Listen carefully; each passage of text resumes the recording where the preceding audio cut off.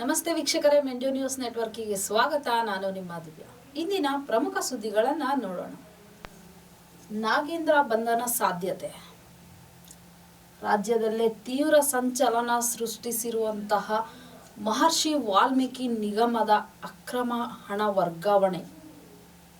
ಈ ಒಂದು ಪ್ರಕರಣದಲ್ಲಿ ಪ್ರಮುಖ ಆರೋಪಿಯಾಗಿ ನಾಗೇಂದ್ರ ಅವರ ಹೆಸರು ಸಹ ಕೇಳಿ ಬಂದಿತ್ತು. ಮಾಜಿ ಸಚಿವರು ಕೂಡ ಈಗ ಒಂದು ಶಾಸಕರಾಗಿದ್ದಾರೆ.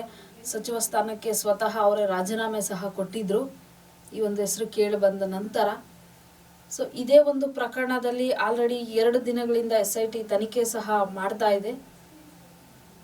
ಇಂದು ಸಹ ಒಂದು SIT ತನಿಖೆಗೆ ಕರೆದಿದ್ದಾರೆ ಅನ್ನೋ ಒಂದು ಮಾಹಿತಿ ಕೂಡ ಇದೆ. ಒಂದು ಕಡೆ SIT ತನಿಖೆ ನಡೀತಾ ಇದೆ, ಮತ್ತೊಂದು ಕಡೆ ಇವರ ಆಸ್ತಿ ಏನಿದೆ, ಒಂದು ಮನೆ ಆಗಿರಬಹುದು, ಅವರ ಎಲ್ಲೆಲ್ಲಿ ಯಾವ್ಯಾವ ಭಾಗಗಳಲ್ಲಿ ತಮ್ಮ ಆಸ್ತಿಗಳನ್ನು ಮಾಡಿದ್ರು ಅಲ್ಲೆಲ್ಲನೂ ಸಹ ಒಂದು ಇಡಿ ದಾಳಿಗಳನ್ನು ಮಾಡ್ತಾ ಇದೆ. ಕ್ರಮವಾಗಿ ಎಲ್ಲೆಲ್ಲಿ ಏನೇನು ಮಾಡ್ಕೊಂಡಿದ್ರು ಅಲ್ಲೆಲ್ಲ ದಾಳಿಗಳು ಮಾಡ್ತಾ ಇದೆ. ಆ ಒಂದು ವಿಚಾರವಾಗಿ ನೋಡೋದಾದರೆ ಬೆಂಗಳೂರು, ಬಳ್ಳಾರಿ, ರಾಯಚೂರು, ಹೈದರಾಬಾದ್ ಹೀಗೆ ಹಲವಾರು ಕಡೆ ಅವರು ಆ ಒಂದು ವಾಸಸ್ಥಾನಗಳಂತ ಏನೇನು ಎಲ್ಲೆಲ್ಲಿ ಜಾಗ ಸಿಕ್ತೋ ಎಲ್ಲೆಲ್ಲಿ ಬೇಕೋ ಅಲ್ಲೆಲ್ಲ ಮಾಡ್ಕೊಂಬಿಟ್ಟಿದ್ದಾರೆ. ಯಾವುದೋ ಬಿಟ್ಟಿ ದುಡ್ಡಲ್ವಾ, ಮಾಡ್ಕೊಂಡಿದ್ದಾರೆ, ಇರಲಿ. ಅಲ್ಲೆಲ್ಲ ಇಡೀ ದಾಳಿ ನಡೆದಿದೆ. ಇದೇ ಒಂದು ಪ್ರಕರಣದಲ್ಲಿ ಮತ್ತೊಬ್ಬರ ಹೆಸರು ಸಹ ಕೇಳಿ ಬಂದಿತ್ತು, ಬಸವನಗೌಡ ದದ್ಗಲ್ ಅಂತ. ಅವರು ವಿಚಾರಣೆನೂ ಸಹ 2 ದಿನದಿಂದ ನಡೀತಾ ಇದೆ. ಇವತ್ತು ಕೂಡ ಅವರನ್ನು ಸಹ SIT ತನಿಖೆ ಕರೆದಿದ್ದಾರೆ. ಇವರಿಬ್ಬರ ಈ ಒಂದು ಪ್ರಕರಣದಲ್ಲಿ ಪ್ರಮುಖವಾಗಿ ಹೆಸರುಗಳು ಕೇಳಿ ಬಂದಿದ್ದು. ಯಾವ ಕ್ಷಣದಲ್ಲಿ ಬೇಕಾದರೂ ಬಂಧನ ಆಗಬಹುದು ಅನ್ನೋ ಮಾಹಿತಿ ಇದೆ. ನೋಡೋಣ ಯಾವ ರೀತಿಯಾದಂತಹ ವಿಚಾರಣೆ ಆಗಬಹುದು, ಬಂಧನ ಆಗಬಹುದು ಅಂತ. ಇನ್ನು ನೆಕ್ಸ್ಟ್ ನೋಡೋದಾದ್ರೆ, ರಾಜ್ಯಾಧ್ಯಕ್ಷನಾಗಲು ಆತುರ ಇಲ್ಲ ನಿಖಿಲ್. JDS ರಾಜ್ಯಾಧ್ಯಕ್ಷರಾಗಿ HD ಕುಮಾರಸ್ವಾಮಿ ಅವರು ಇದ್ರು. ಈಗ ಅವರು ಕೇಂದ್ರದಲ್ಲಿ ಸಚಿವರಾಗಿ ಒಂದು ಸ್ಥಾನವನ್ನು ತಗೊಂಡ ನಂತರ ಈ ಒಂದು HD ಕುಮಾರಸ್ವಾಮಿ ಅವರ ಸ್ಥಾನ ಮುಂಚೆ ಏನಿತ್ತು ರಾಜ್ಯಾಧ್ಯಕ್ಷರ ಸ್ಥಾನ, ಅದು ಖಾಲಿಯಾಗಿ ಉಳಿದಿದೆ.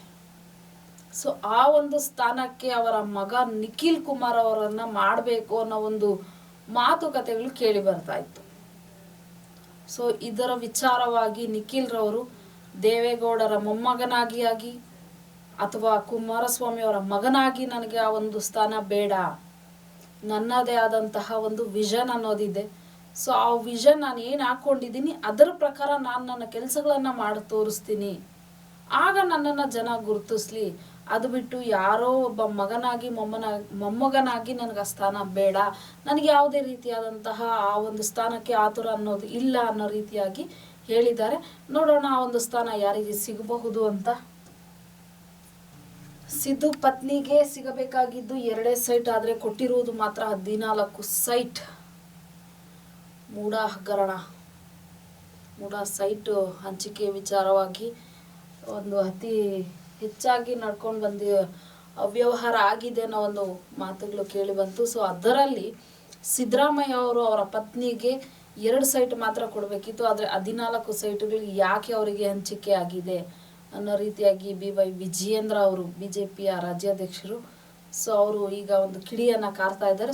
ಇದೇ ವಿಚಾರವಾಗಿ ನಾಳೆ CM ರಾಜೀನಾಮೆ ಕೊಡಬೇಕು ಅನ್ನೋ ಒಂದು ವಿಚಾರವಾಗಿ ಮೈಸೂರಿನಲ್ಲಿ ಪ್ರತಿಭಟನೆಯನ್ನು ಸಹ ಮಾಡ್ತಿದ್ದಾರಂತೆ. ನೋಡೋಣ ಏನಾಗಬಹುದು ಈ ವಿಚಾರವಾಗಿನೂ ಕೂಡ. ಇನ್ನು ನೆಕ್ಸ್ಟ್ ನೋಡೋದಾದರೆ, ಇನ್ನೊಂದು ಏರ್ಪೋರ್ಟ್ ಬೇಕು ಅನ್ನೋ ರೀತಿಯಲ್ಲಿ ಸರ್ಕಾರ ಚರ್ಚೆ ಮಾಡ್ತಾ ಇದೆಯಂತೆ.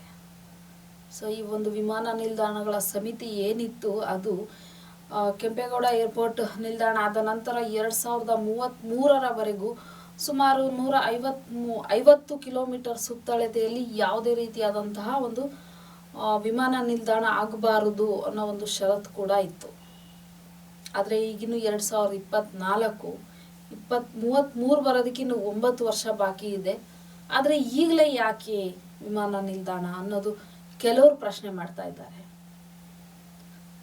ಸರ್ಕಾರ ಏನು ಹೇಳ್ತಾ ಇದೆ, ಇನ್ನು ನಾವು ಜಾಗಗಳನ್ನು ನೋಡಬೇಕು ವಿಮಾನ ನಿಲ್ದಾಣ ಮಾಡೋದಕ್ಕೆ. ಅಲ್ಲಿ ಆ ಭಾಗದಲ್ಲಿರುವಂಥ 1000 ಎಕರೆ ಬೇಕು ವಿಮಾನ ನಿಲ್ದಾಣ ಮಾಡೋದಕ್ಕೆ, ಏನು ಸುಮ್ಮನೆ ಆಗ್ಬಿಡಲ್ಲ. ಆ ಒಂದು ಭಾಗಗಳಲ್ಲಿ ನಾವು ನೋಡುವಂತಹ ಭಾಗಗಳಲ್ಲಿ ರೈತರು ಆ ಜಮೀನನ್ನು ಕೊಡಬೇಕಲ್ವಾ, ಸಾವಿರಾರು ಎಕರೆ ಜಮೀನು ಬೇಕು. ಆ ಒಂದು ಎಲ್ಲ ಒಂದು ಕಾರ್ಯಗಳು ಮುಗಿಸೋಷ್ಟರಲ್ಲಿ ರೈತರಿಂದ ಜಮೀನುಗಳನ್ನು ತಗೊಂಡು ಅದೆಲ್ಲ ಮಾಡೋಷ್ಟರಲ್ಲಿ 9 ವರ್ಷ ಕಳೆದೇ ಹೋಗಿರುತ್ತೆ. ಸೊ ಹೆಂಗೋ ಮಾಡಿಬಿಡೋಣ ಅನ್ನೋ ರೀತಿಯಲ್ಲಿ ಸರ್ಕಾರ ಮನಸ್ಸು ಮಾಡಿದೆ. ಆದರೆ ಈ ರಾಜಕೀಯ ಕುತಂತ್ರಗಳು ಇರ್ತಾರಲ್ಲ, ಎಲ್ಲದಕ್ಕೂ ಕೈ ಹಾಕೋದೆ. ಯಾವ ಒಂದು ವಿಚಾರ ಬರಲಿ ಎಲ್ಲದಕ್ಕೂ ಕೈ ಹಾಕೋದೆ. ಯಾವುದನ್ನು ಬಿಡಲ್ಲ ರೀ ಈ ರಾಜಕಾರಣಿಗಳು. ಏನಾದರೂ ಒಂದೊಂದು ಕುತಂತ್ರ ಮಾಡ್ತಾನೆ ಇರ್ತಾರೆ.